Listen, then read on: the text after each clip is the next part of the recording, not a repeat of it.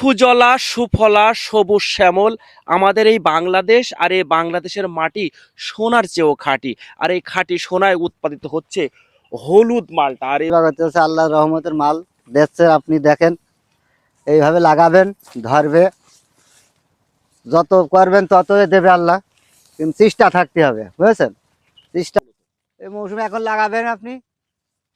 এই যে মাল দেখছেন থুকায় থুকায় দুটো চারটে করে, ডুগা ভালো, মালও হচ্ছে ভালো, একদম ফ্রেশ, কোনো ট্রাবল নেই।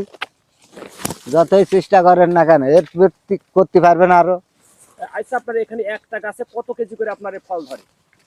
ওই যে বললাম তো, হ্যাঁ জি, আরেকবার বলেন। হ্যাঁ, একটা গাছে কত? 120 কেজি, 150 কেজি, ওরকম 40 কেজি হবে, আরাম হবে। আচ্ছা, বাজারে এখন পাইকারি কত করে যাচ্ছে? পাইকারি 150 টাকা। 150 টাকা করে? 150 টাকা। মাশাআল্লাহ। মালের চেহারা দেখে টাকা দেবে, আমার দেখে তো দেবে না, দেবে? না না। তাহলে মাল যত ভালো বানাতে পারবেন তত আপনার চাহিদা হবে।